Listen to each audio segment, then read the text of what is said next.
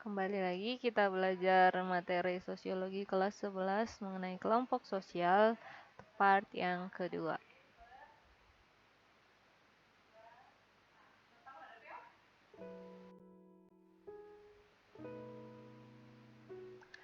Part yang kedua kita akan belajar tentang jenis-jenis kelompok sosial.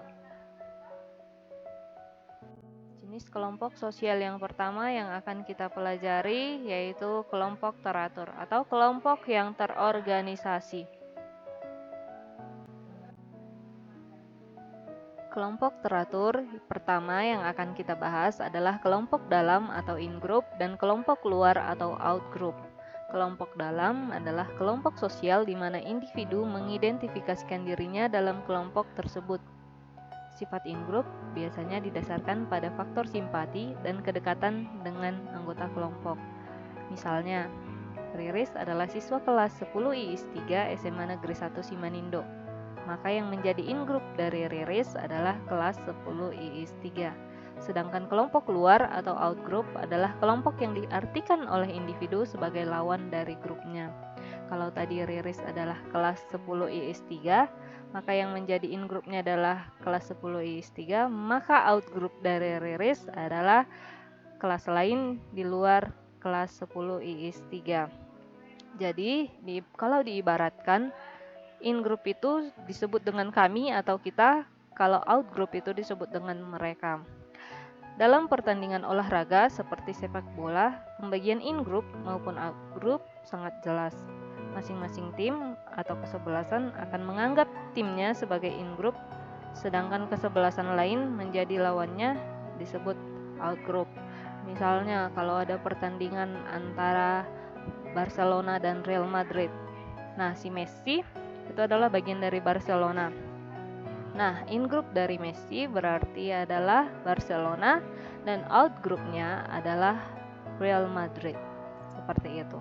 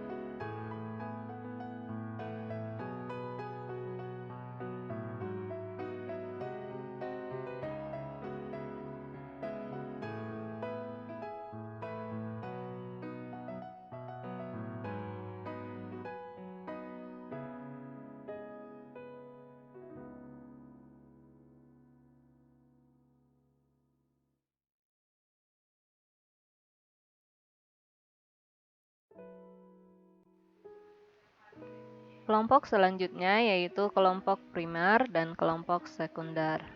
Kelompok primer atau primary group adalah kelompok di mana hubungan antar individu dalam kelompok sangat erat. Mereka saling mengenal dan saling berhubungan langsung atau face to face, sehingga sering disebut sebagai kelompok tatap muka atau face to face group. Kelompok sosial ini kontak sosial dan interaksinya sangat akrab, seperti misalnya keluarga dan sahabat. Kelompok sekunder atau secondary group adalah kelompok di mana hubungan antara individu dalam kelompok ini hampir tidak ada. Kalaupun ada, sangatlah kurang akrab. Kontak sosial dan interaksi sosialnya berdasarkan atas asas manfaat dan kepentingan tertentu. Contohnya yaitu seperti kehidupan masyarakat di pasar atau Ikatan Sarjana Sosiologi Indonesia. Itu contohnya ya.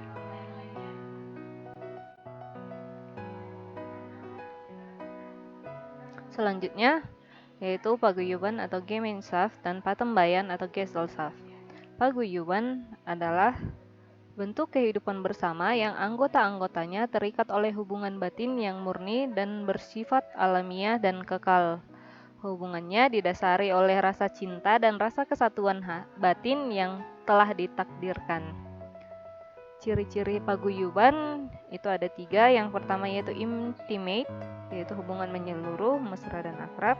Yang kedua privat, hubungannya bersifat pribadi, khusus untuk beberapa orang saja. Dan yang terakhir adalah cirinya eksklusif, yaitu hubungan tersebut hanya untuk kita, tidak untuk orang di luar kita.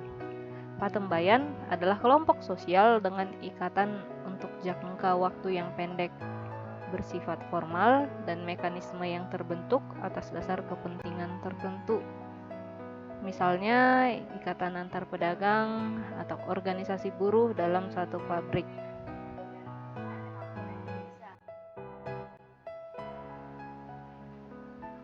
Tipe-tipe paguyuban. Ada 3 tipe paguyuban. Yang pertama yaitu Gemeinschaft by Blood, yang kedua Gemeinschaft of Place, dan yang terakhir yaitu Gemeinschaft of Mind. Gemeinschaft by Blood adalah ikatan yang didasarkan pada ikatan darah ataupun keturunan maupun kekerabatan. Contoh dari Gemeinschaft by Blood adalah keluarga atau kelompok kekerabatan. Yang kedua, Gemeinschaft of Place. Gemeinschaft of Place adalah ikatan yang berlandaskan kedekatan tempat tinggal serta tempat bekerja sehingga mendorong individu untuk berhubungan akrab dan saling tolong-menolong. Contoh dari Gemeinschaft of Place yaitu rukun tetangga, rukun warga. Kalau di masyarakat Batak itu misalnya dongan sahuta. Selanjutnya yang terakhir yaitu Gemeinschaft of Mind. Gemeinschaft of Mind yang mengacu pada hubungan persahabatan yang disebabkan oleh kesamaan keahlian, pekerjaan, serta pandangan yang mendorong individu-individu untuk saling berhubungan secara teratur. Perkumpulan dari individu-individu ini memiliki jiwa dan pikiran yang sama, seperti contohnya kelompok sekte keagamaan ataupun kelompok partai politik.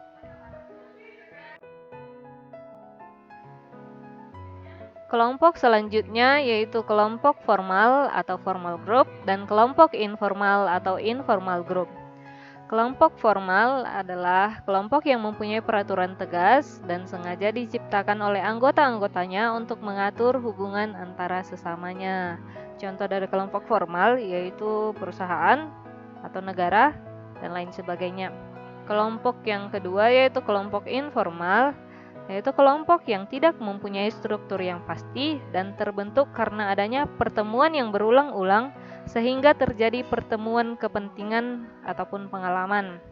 Contoh dari kelompok ini yaitu klik atau kelompok kekerabatan ataupun kelompok kawan terdekat. Kelompok selanjutnya yaitu membership group dan preference group.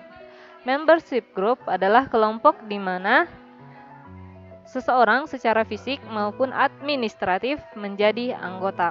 Biasanya kelompok ini memiliki kartu keanggotaan seperti kita ambil contoh yaitu PGRI, Persatuan Guru Republik Indonesia. Yang kedua yaitu reference group atau kelompok acuan, yaitu kelompok sosial yang menjadi acuan bagi seseorang untuk membentuk kepribadian. Contohnya, ada satu grup K-pop dari Korea Selatan yaitu BTS, Bangtan Sonyeondan, yang sekarang banyak digemari oleh anak remaja yang dijadikan kelompok acuan untuk membentuk kepribadian dan perilaku mereka. Atau contoh lain, remaja yang dibesarkan di pedesaan biasanya bersikap dan berperilaku sesuai aturan yang bercirikan gotong royong atau kebersamaan. Ketika ia pindah ke kota, ia tetap menjadi orang yang sama, karena acuan perilakunya sesuai dengan kehidupan masyarakat di desa.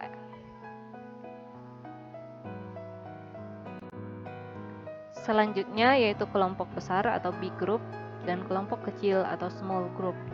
Kelompok besar yaitu kelompok yang memiliki jumlah anggota relatif besar dan biasanya terbentuk dari beberapa kelompok kecil, misalnya kumpulan siswa di satu sekolah.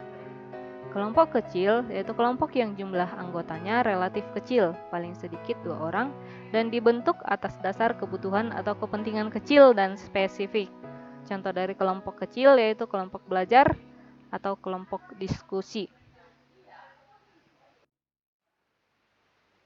Kelompok selanjutnya yaitu kelompok okupasional atau occupational group dan kelompok volunteer atau voluntary group.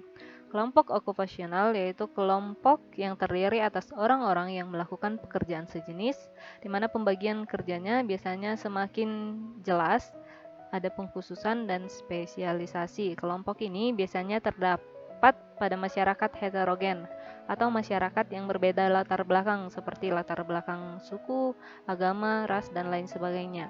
Contohnya yaitu IDI, Ikatan Dokter Indonesia, dan lain sebagainya. Kelompok volunteer yaitu kelompok sosial yang terbentuk untuk menguasai pemenuhan kebutuhan anggota-anggotanya. Contohnya yaitu ormas atau organisasi kemasyarakatan atau LSM atau lembaga swadaya masyarakat.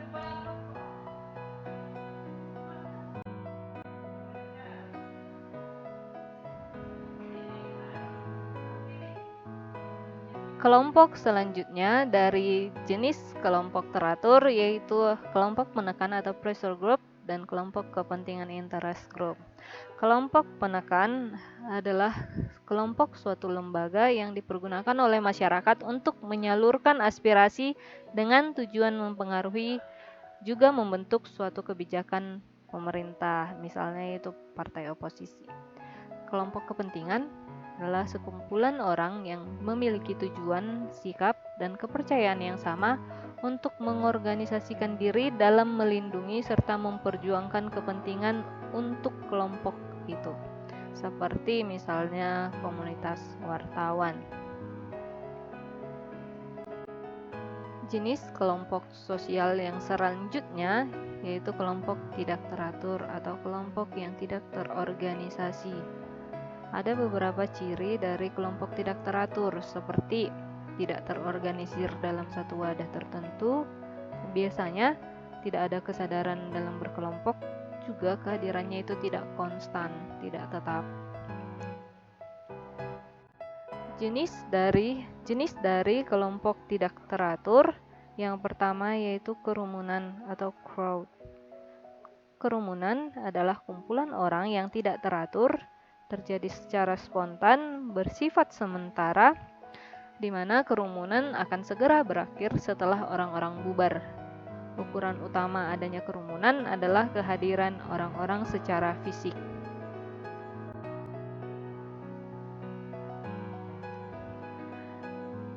Jenis kerumunan ada 3. Yang pertama adalah kerumunan yang berartikulasi dengan struktur sosial.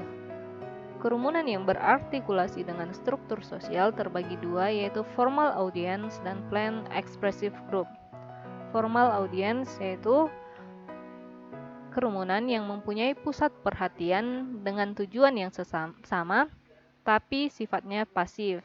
Contoh dari formal audience yaitu penonton bioskop, para pendengar khotbah keagamaan, atau penonton konser musik.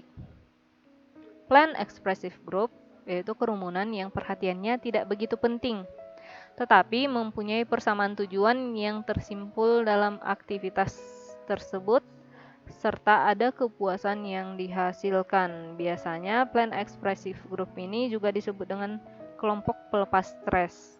Contohnya yaitu kerumunan orang berdansa atau kerumunan orang yang sedang berrekreasi. Jenis kerumunan yang kedua yaitu kerumunan yang bersifat sementara atau casual crowds. Kerumunan yang bersifat sementara terdiri atas 3, yaitu inconvenient aggregation, yang kedua panic crowds, dan yang ketiga ada spectator crowds. Inconvenient aggregation adalah kumpulan yang kurang menyenangkan, sifatnya bersaing untuk menggunakan fasilitas-fasilitas yang sama, seperti contohnya orang-orang yang sedang mengantri di loket bus atau orang-orang yang sedang mengantri karcis untuk kereta api. Selanjutnya, yang kedua yaitu panic crowds. yaitu kerumunan orang yang sedang dalam keadaan panik. Biasanya orang-orang ini orang yang dalam situasi untuk menyelamatkan diri. Misalnya orang yang menyelamatkan diri dari banjir, atau orang yang sedang berlari-lari menyelamatkan diri dari tsunami dan lain sebagainya. Yang ketiga yaitu spectator crowds, adalah kerumunan orang yang ingin melihat suatu kejadian, atau kerumunan ini biasanya tidak direncanakan, pada umumnya bersifat tiba-tiba. Misalnya di jalan raya ada kecelakaan. Nah, orang-orang yang sedang berkerumun untuk melihat kecelakaan ini disebut sebagai spectator crowds.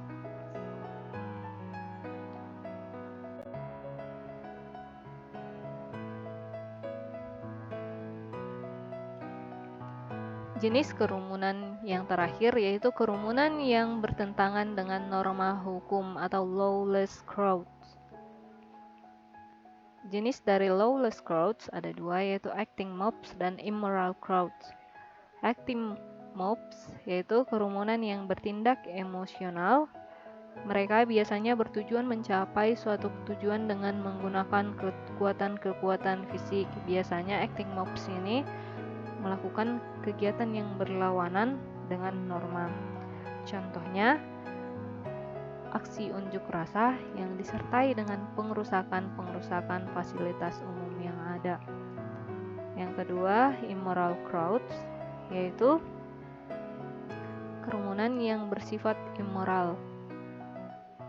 Kelompok ini tindakannya berlawanan dengan norma-norma pergaulan dan biasanya hidup tetapi tanpa tujuan tertentu. Contohnya yaitu orang yang mengadakan pesta minuman keras di pinggir jalan.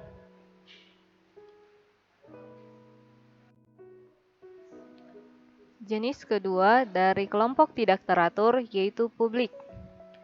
Publik kemungkinan terbentuk tidak pada suatu tempat yang sama. Terbentuk karena adanya perhatian yang disatukan oleh alat komunikasi seperti radio, TV, pengeras suara, dan lain sebagainya. Alat komunikasi memungkinkan publik untuk berkembang lebih besar jumlahnya. Namun dengan jumlah yang besar dan tidak terbatas, akibatnya perhatian publik semakin tidak tajam, seperti misalnya kelompok yang mendengar pidato di suatu tempat sekaligus pidato juga disiarkan melalui radio dan TV. Jadi orang-orang yang mendengar pidato ini baik secara dari radio maupun TV disebut sebagai publik.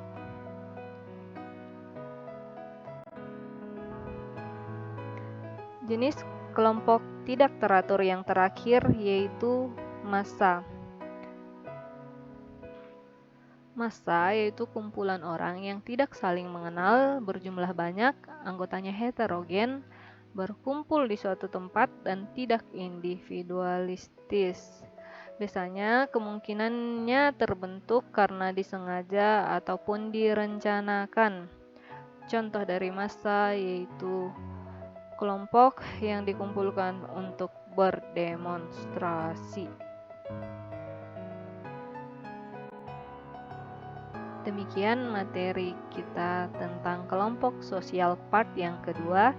Kemudian akan dilanjutkan dengan part yang ketiga yaitu mengenai partikularisme, eksklusivisme, dan dinamika kelompok sosial. Terima kasih.